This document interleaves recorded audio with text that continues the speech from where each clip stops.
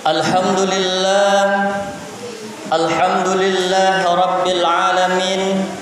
Nahmaduhu wa nasta'inuhu wa nastaghfiruh wa na'udzu billahi min shururi anfusina wa min sayyiati a'malina. May yahdihillahu fala mudilla lahu wa may yudlilhu fala hadiyalah. Asyhadu an la ilaha illallah wa asyhadu anna Muhammadan abduhu wa rasuluhu la nabiyya ba'da. Amma ba'd. Qala Allah ta'ala fi kitabihil karim. A'udzu billahi minasy syaithanir rajim. Bismillahirrahmanirrahim. Ya ayyuhalladzina amanu taqullaha haqqa tuqatih wa la tamutunna illa wa antum muslimun. Ma'asyiral muslimin jamaah Jum'ah rahimakumullah. Tak henti-hentinya khatib mengingatkan kepada kita semua. Setiap pekannya kita diingatkan untuk meningkatkan nilai iman dan ketakwaan kita kepada Allah Subhanahu wa taala. Satu pekan lewat, kita banyak beraktivitas mengurusi urusan duniawi kita. Namun di setiap hari Jumat kita diingatkan oleh khatib untuk ingat Allah kembali, mensucikan diri kita kembali dari perbuatan-perbuatan dosa yang sering kita lakukan. Maka pada hari ini, hari Jumat Sayyidul Ayyam, khatib mengingatkan untuk jamaah semuanya, terkhusus untuk khatib tersendiri. Ma'asyiral muslimin jamaah Jum'ah rahimakumullah. Kita sebagai hamba Allah Subhanahu wa taala tidak lain dan tidak bukan hanyalah untuk mengabdi kepada Allah. Tugas kita ke dunia ini,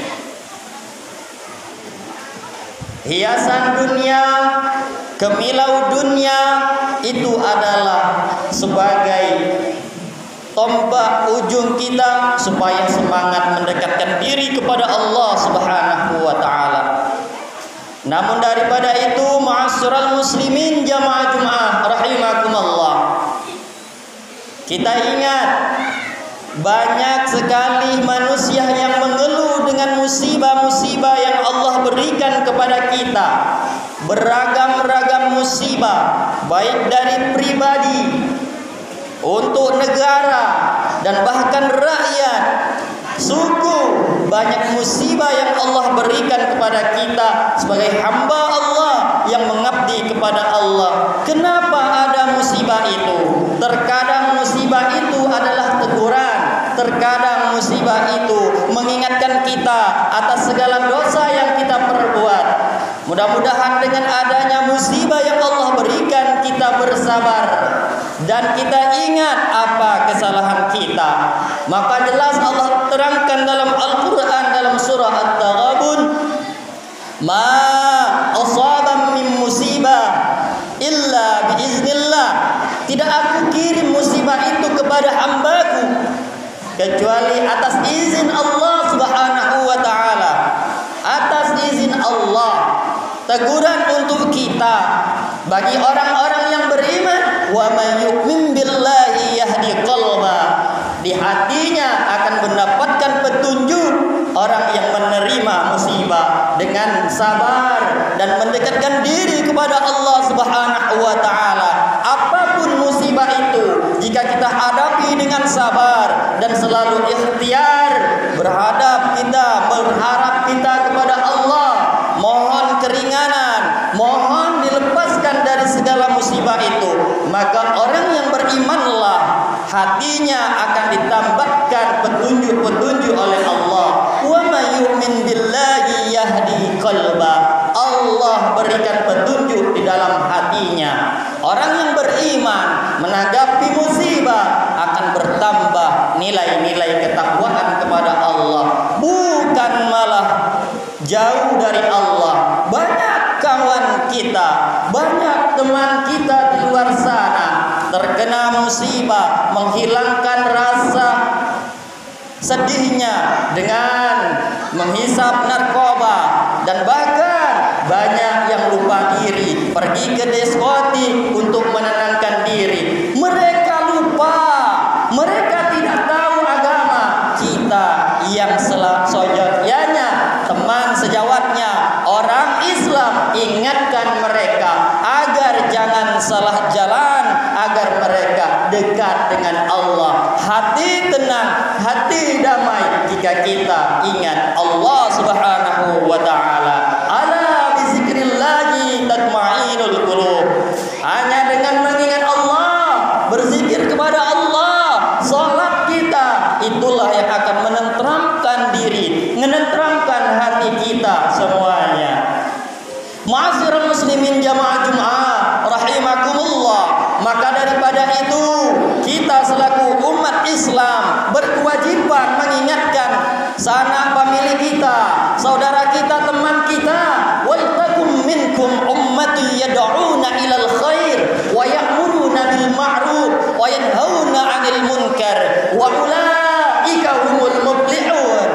Hendaknya di antaramu ada yang mengajak orang-orang untuk berbuat kebaikan, menyeru kepada Allah, menyeru untuk ibadah, dan jangan mengajak kepada kemungkaran.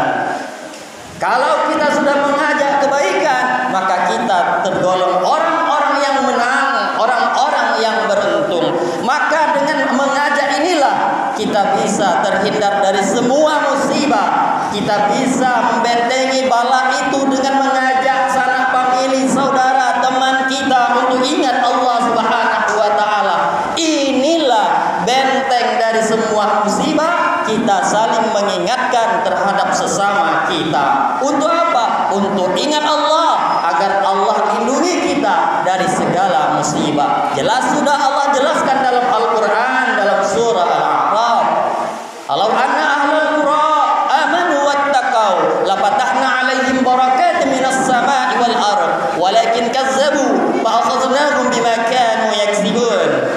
Jika di suatu daerah, di suatu desa, di suatu suku, orangnya beriman dan bertakwa, maka Allah turunkan keberkahan dari langit, Allah keluarkan keberkahan dari bumi, sejahtera, aman, sentosa. Kenapa? Mereka beriman, mereka bertakwa. Tetapi ingat, jika tidak beriman dan bertakwa, walakin kazzabu fa'akhaznahum bima kanu yaksibun. Allah beri musibah yang bertubi-tubi. Na'udzubillah summa na'udzubillah.